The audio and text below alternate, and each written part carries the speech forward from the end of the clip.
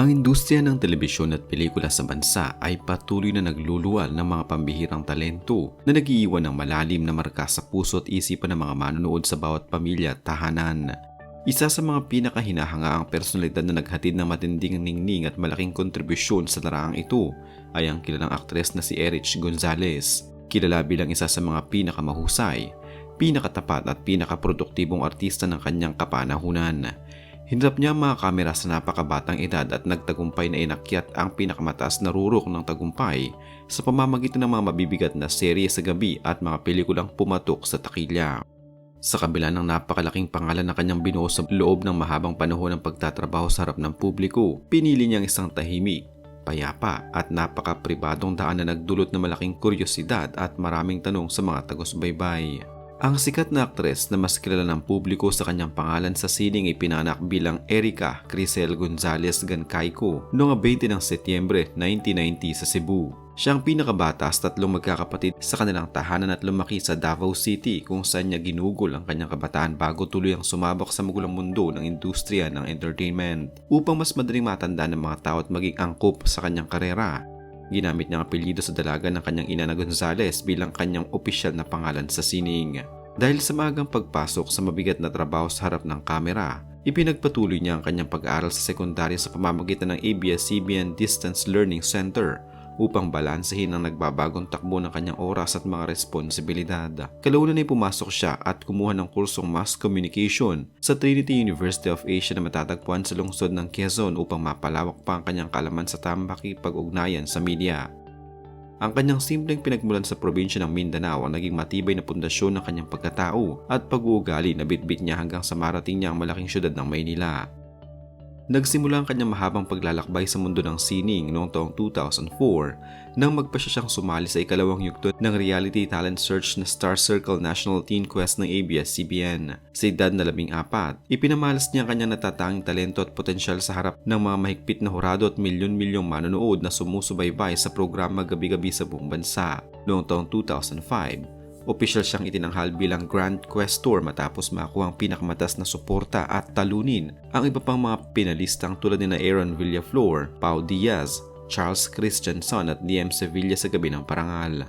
Ang malaking tagumpay na ito nagbukas ng pinto para sa kanya upang pumirma ng eksklusibong kontrata sa Star Magic, ang kilalang talent management arm ng network. Sa mangunang taon ng kanyang karera, sumailalim siya sa iba't ibang mga pagsasanay sa pag-arte at tumanggap ng mga maliit na suportang karakter sa mga palabas upang unti-unting mahasa ang kanyang kakayahan sa bawat eksena. Ang karanasang ito ang humubog sa kanyang pananaw sa industriya at nagturo sa kanya ng kahalagahan ng tiyaga sa bawat hakbang. Ang tunay na pagsabog ng kanyang katanyagan at pangalan na naganap noong taong 2009 nang ipagkatiwala sa kanya ang pangunahing karakter sa sikat na seryeng 14. Ang nasabing programa ay isang muling pagsasapelikula ng mga klasikong obra noong dekada 80 na unang nagpatanyag sa veteranong aktres na si Dina Bonnevie sa ilalim ng direksyon ni Joey Gosengfiao. Sa bagong bersyon na pinamahalaan ni Malu Sevilla, ginampanan niya ang papel ni Elena o si Nene Reyes, isang carefree na teenager na hinarapang maagang pagbubuntis at ang mabigat na pagsubok sa lipunan. Ang kanyang epektibo, natural at madamdaming pagganap ay naging mitya upang maging maugong kanyang pangalan sa bawat pamilya at umani na mataas na papuri mula sa mga kritiko ng sining. Kasabay ng tagumpay na ito ang pag-usbong ng kanyang katambal na si Enchong Di kasama sina EJ Falcon at Sian Lim na nagbigay ng kakaibang interes at kulay sa takbo ng kwento. Dahil sa mataas na antas ng rating ng programa gabi-gabi, tuluyan siyang kilala bilang isa sa mga pinakamahusay at pambato ng telebisyon sa kanyang sariling henerasyon. Matapos ang matagumpay na pagganap sa kanyang unang malaking serye, pumasok ang aktres sa rurok ng kanyang kasikatan mula taong 2010 hanggang taong 2018 sa pamamagitan ng sunod-sunod na malalaking proyekto sa telebisyon at pelikula. Noong taong 2011, pinangunahan niya ang lokal na bersyon ng sikat na Mexican novela na Mariela del Barrio kung saan muli niyang nakatambal si Enchong Di upang maghatid ng kilig sa mga manonood. Sinundan ito ng mga natatanging pagganap sa mga pelikulang pumatok sa takilyang tulad ng Corazon ng Unang Aswang noong taong 2012 at Once a Princess noong taong 2014. Noong taong 2012, lumawak ang kanyang katanyagan sa labas ng bansa nang makatambal niyang sikat na Thai actor na si Mario Maurer sa pelikulang Suddenly It's Magic na kinunan sa Pilipinas at Thailand. Isa sa mga pinakamalaking patunay ng kanyang kahusayan ay ang seryeng The Blood Sisters noong taong 2018 kung saan sabay-sabay niyang ginampanan ng tatlong magkakaibang karakter na sina Erica, Kerry at Agatha. Ang proyektong ito ang nagpatingkad sa kanyang kakayahan bilang isang versatile na aktres na kaya mag-iba-iba ng anyo at boses para sa iba't ibang papel. Ang panahong itong naglagay sa kanya sa listahan ng mga pinaka-in-demand na artista sa buong industriya. Tulad ng ibang sikat na personalidad sa mundo ng showbiz, hindi naiwasan ng aktres ang issue at kontrobersya na sumubok sa kanyang katatagan at personal na buhay. Ang pinakaminit na usapin na gumulat sa publiko ay ang kanyang pakikipaghiwalay sa modelong si Danielle Matsunaga noong Febrero 2017 matapos ang kanilang relasyon na nagsimula noong taong 2015 habang ginagawang seryeng Be My Lady. Ang kanilang paghihiwalay naging mitya ng iba't ibang spekulasyon ukol sa malalim na usaping pinansyal at pera na nagdulot ng palitan ng pahayag sa pagitan ng dalawang kampo sa harap ng media. Natapos lamang ang gulo na magpulong ang dalawa sa tanggapan ng Star Magic noong Pebrero 2017 upang magpalabas ng opisyal na pahayag na walang kinalaman ng pera o ikatlong partido sa kanilang desisyon. Noong Hulyo 2017, naging sentro muli siya ng pansin ng maglagay ang negosyanteng si Sian Gasa ng isang malaking billboard sa lungsod ng Maynila upang anyayahan siyang makipag-date para sa isang tasa ng kape.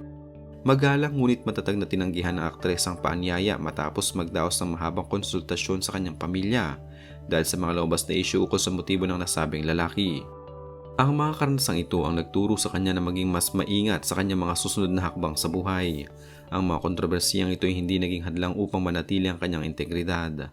Ang buhay pag-ibig ng aktres ay tuloy ang nagbago nang matagpuan niya ang katahimikan at seguridad sa piling ng isang taong hindi nagmula sa mundo ng sining at telebisyon. Noong 23 ng Marso 2022, lihim siyang ikinasal sa kanyang kasintahan na si Mateo Rafael Lorenzo, isang kilalang negosyante na nagmula sa isang kilala at mayamang pamilya sa bansa. Ang balita ukol sa kanilang pag-iisang dibdib ay naging kumpirmado lamang ng aksidenteng maibahagi ng kapatid ng lalaki na si Andres Lorenzo, ang larawan ng altar sa kanyang personal na social media account. Bago ang kasal, lumabas na rin ang kanilang mga pangalan sa marriage banns ng simbahan noong Pebrero 2022 na nakita ng ilang mga mapanuring tagahanga at mamamahayag. Ang kanyang desisyong panatilihing pribado ang relasyon ay nagmula sa kanyang natutunan sa mga nakarang kabiguan na ang mga relasyong masyadong nakalantad sa publiko ay madalas na hindi nagtatapos sa magandang paraan. Maraming mga taga-subaybay at tagahanga ang patuloy nagtanong kung bakit biglang nawala ang aktres sa mga regular na programa sa telebisyon pagkatapos ng kanyang huling malaking proyekto. Ang kanyang huling pagbida sa isang serye na ganap sa revenge drama na La Vida Lena na umera sa primetime bida Black mula Hunyo 28, 2021 hanggang Pebrero 4, 2022 sa ilalim ng direksyon ni Jerry Lopez Sineneng, Jojo Sagin at Andoy Ranay. Matapos ang pagwawakas ng naturang programa, hindi na siya nakita sa mga sumunod na serye ng network sa kabila ng pagpirma ng bagong kontrata noong Pebrero 23, 2022 sa harap ng mga opisyal ng kumpanya. Ang tunay na dahilan ng kanyang pagkawala ay ang kanyang personal na pagpili na mag-focus sa kanyang bagong gampanin bilang asawa at pagbuo ng kanyang sariling pamilya. Walang naganap na anumang hidwaan sa pagitan niya at ng pamunuan ng ABS-CBN, kundi isang natural na paglipat ng prioridad mula sa pagiging aktres patungo sa pagiging pribadong individual. Ang katahimikang ito ay kanyang pinili upang mabigyan ng buong panahon at atensyon ng kanyang buhay may asawa na malayo sa mapanuring mata ng mga tao sa paligid. Ang desisyong ito ay naging hudyat ng kanyang pansamantalang pagtalikod sa ningning ng showbiz. Ang pagpili sa pamilya ay naging mas matimbang kaysa sa patuloy na paghahanap ng katanyagan. Sa kasalukuyang takbo ng kanyang buhay, ang aktres ay ganap ng isang ina at abala sa pag-aalaga ng kanyang mga anak kasama ang kanyang asawa sa kanilang pribadong tahanan. Noong Abril 2025, naging viral sa mga plataporma ng social media ang isang larawan noong Hunyo 28, 2023 na ibinahagi ng paring si Padre Frankie Mabanta sa kanyang account. Sa nasabing larawan makikitang karga ng aktres ang kanyang panganay na anak na si Jose Mateo sa araw ng binyag nito kasama ang buong pamilya Lorenzo at mga malalapit na kaibigan.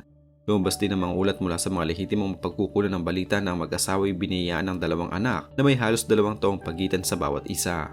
Bukod sa pag-aalaga sa pamilya, aktibo rin siya sa pagsuporta sa mga hilig at negosyo ng kanyang asawa sa loob at labas ng bansa. Noong Desyembre 2025, namataan siya sa bansang Thailand upang personal na suportahan ng kanyang asawang si Mateo Lorenzo at ang kanyang sister-in-law na si Paula Lorenzo na parehong lumahok bilang opisyal na kinatawan ng Pilipinas sa equestrian event ng 33rd Southeast Asian Games. Sa kasalukuyan, ang aktres ay walang anumang aktibong programa sa telebisyon o pelikula at ang kanyang huling pagharap sa kamera ay ang seryeng nagwakas noong Pebrero 2022. Bagamat nananatili siyang opisyal na artista sa ilalim ng pamamahala ng Star Magic, ang kanyang mga account sa social media tulad ng Instagram ay nakaset sa pribadong mode upang mapanatili ang katahimikan ng pamilya. Ayon sa mga malalapit na ulat mula sa industriya, malabong mangyari ang kanyang pagbabalik sa showbiz sa mga susunod na panahon dahil masaya at kontento siya sa kanyang tahimik na buhay bilang isang ganap na may bahay at ina. Ang kanyang mga taghanga ay umaasa na lamang sa mga bihirang pagkakataon na magbahagi siya ng mga larawan o sa mga muling pagpapalabas na kanyang mga lumang teleserye sa telebisyon. Ang kanyang kawalan ng plano na magbalik ay patuloy na nahanap na niya ang kanyang tunay na tahanan. Ang katahimikan ay naging kanyang pinakamalaking kayamanan sa ngayon.